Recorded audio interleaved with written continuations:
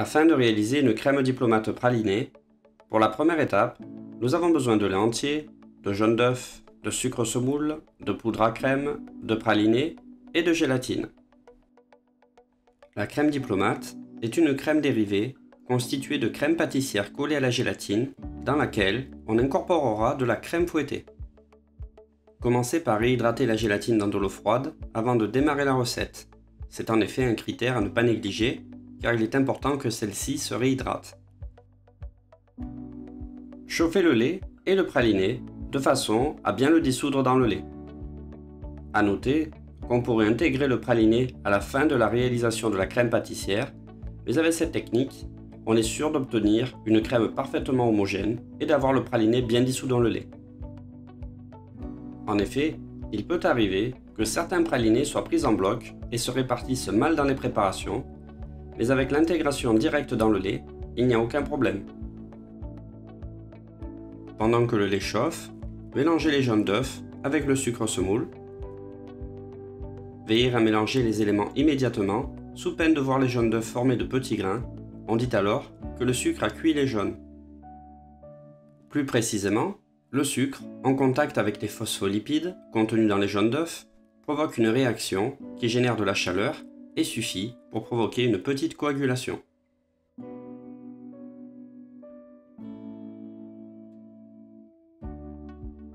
Incorporez ensuite la poudre à crème.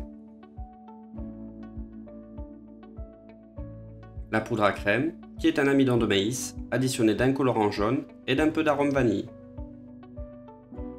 Certains professionnels utilisent de la farine de blé ou de la maïzena. Bien mélanger cet appareil afin de ne pas former de grumeaux. Au niveau HACCP et plus généralement de l'hygiène, il est important de maîtriser le protocole. Pour éviter tout risque bactériologique, on peut privilégier l'utilisation de jaune d'œuf pasteurisé, qu'on appelle ovoproduits, à l'instar d'œufs coquilles, qui peuvent présenter un risque de contamination si la manipulation des œufs n'est pas conforme.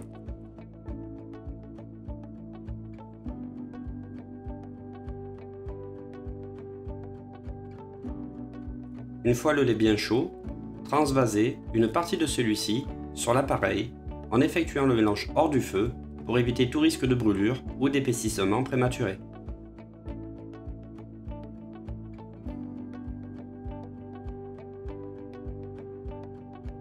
Délayez le mélange et reversez le tout dans la russe.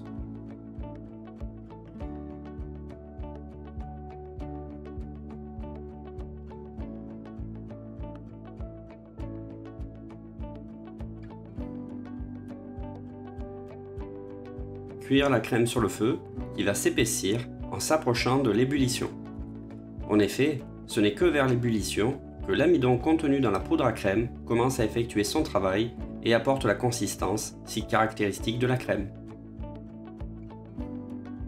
La crème pâtissière fait partie des crèmes de base en pâtisserie et cela reste une des crèmes les plus utilisées et les plus fragiles bactériologiquement. La crème pâtissière est en cuisson et nous observons une petite disparition de l'écume au plus nous nous approchons de la pointe de la cuisson. Dès que la crème commence à s'épaissir, il est très important de mélanger énergiquement en allant chercher la crème jusque dans les bords de la russe. Cuire 30 secondes à 1 minute pendant l'ébullition, ceci faisant partie du protocole de réalisation de la crème pâtissière selon la méthode HACCP.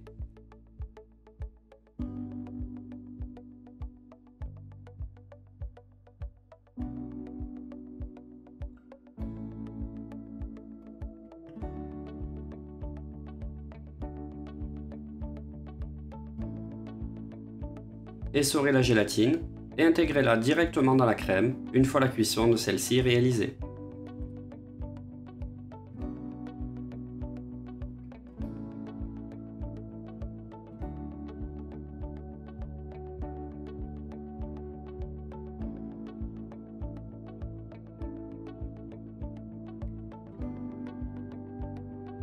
Débarrassez immédiatement la crème pâtissière dans un bac gastro chemisé de film alimentaire et filmez au contact afin d'éviter qu'elle croûte.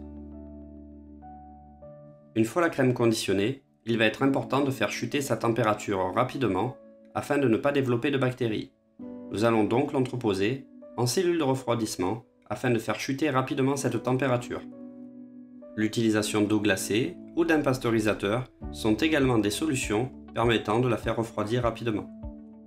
Le refroidissement est réellement une étape cruciale qu'il convient de maîtriser pour assurer une crème pâtissière parfaitement conforme.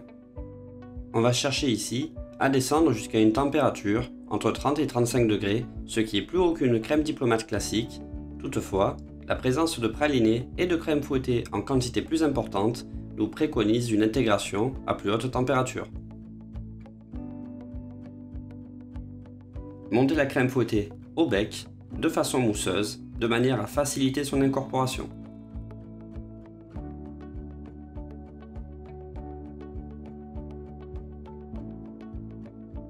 Une fois la crème arrivée à 30-35 degrés, lissez-la au fouet et éventuellement passez-la au travers d'un tamis afin d'obtenir une crème parfaitement lisse.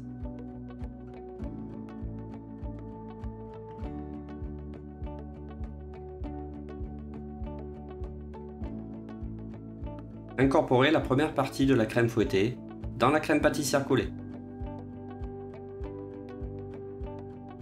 Mélangez convenablement au fouet sans trop serrer la crème. L'incorporation initiale de crème au fouet est permise grâce à la texture de la crème qui n'est pas trop montée.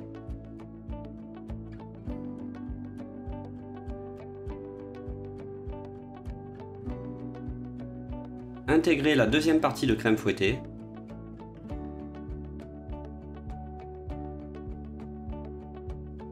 Commencez le premier mélange au fouet.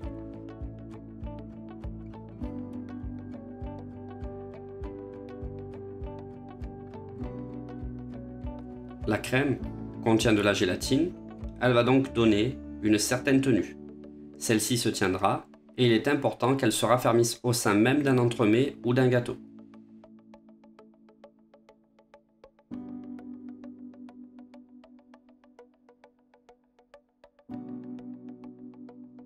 On peut observer que plus le mélange avance dans le temps, plus la gélatine réalise son effet et plus elle prend de la consistance.